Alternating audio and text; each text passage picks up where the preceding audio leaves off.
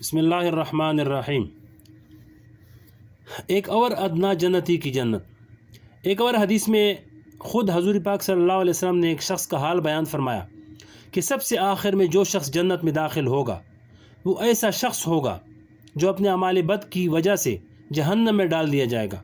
क्योंकि अगर आदमी मोमिन ही क्यों न हो, लेकिन अगर अमाल ख़राब होंगे तो पहले इनको इन अमाल की सज़ा भुगतनी पड़ेगी, इसलिए इसको पहले जहन्नम में डाल दिया जाएगा। अब वो शख्स जहन्नम में जल रहा होगा तो इस वक्त वो अल्लाह ताला से कहेगा कि या अल्लाह, इस जहन्नम की तपश और इसकी गर्मी ने तो मुझे झुलसा दिया है, आपकी बड़ी मेहरबानी होगी कि आप मुझे थोड़ी देर के लिए जहन्नम से निकाल कर ऊपर किनारे पर बैठा दें ताकि मैं थोड़ी देर के लिए जलने से बच जाऊं। अल्लाह ताला से फरमाएंगे कि अगर हम तुम्हें वहाँ बैठा देंगे तो तुम कहोगे कि मुझे और आगे पहुँचा दो। वो बंदा कहेगा या अल्लाह, मैं वादा करता हूँ कि बस एक मरतबा यहाँ से निकाल कर ऊपर बैठा दें, फिर आगे जाने के लिए नहीं कहूँगा।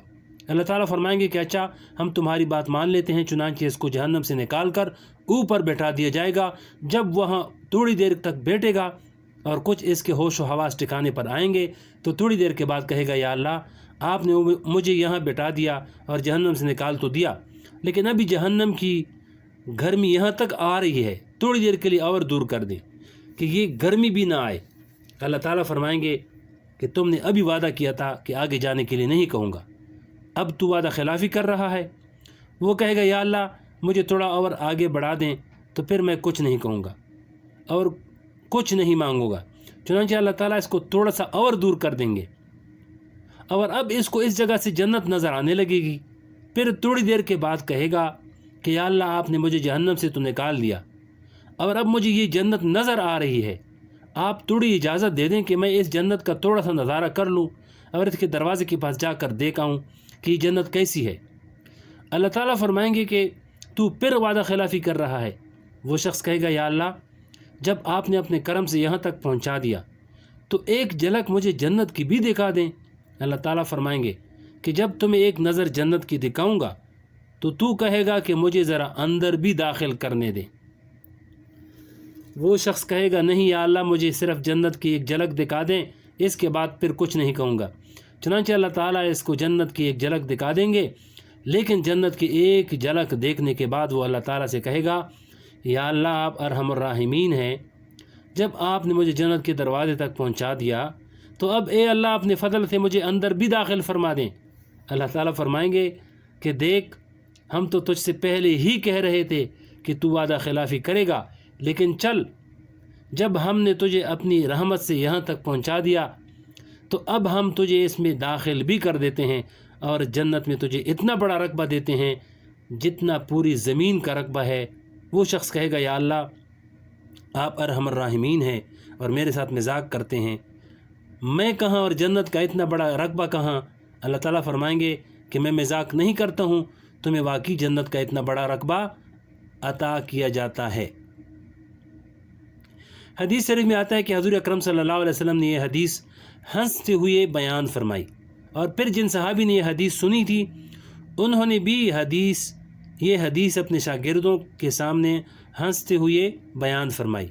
फिर उन्होंने अपने शागिर्दों को हंसती हुई बयान फरमाई, यहाँ तक कि हज़ूर पाक अलैहिस्सलाम के वक्त से लेकर आज तक जब भी ये हदीस बयान की जाती है तो बयान करने वाला भी हंसता है और सुनने वाले भी हंसते हैं।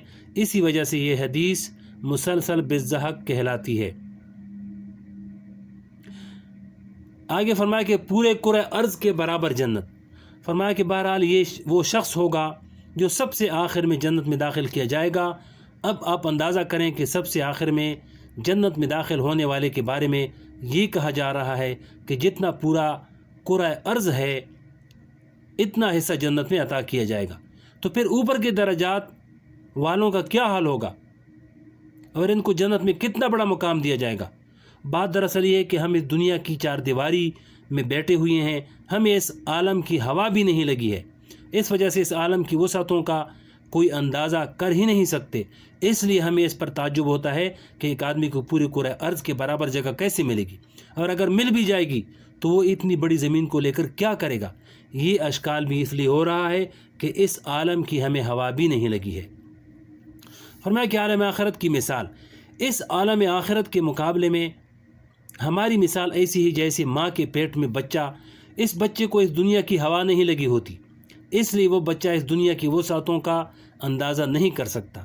وہ بچہ ماں کے پیٹ ہی کو سب کچھ سمجھتا ہے، لیکن جب وہ بچہ دنیا میں آتا ہے تو اس وقت اس کو پتہ چلتا ہے کہ ماں کا پیٹ تو اس دنیا کے مقابلے میں کچھ بھی نہیں تھا۔ اللہ تعالی ہم سب کو آخرت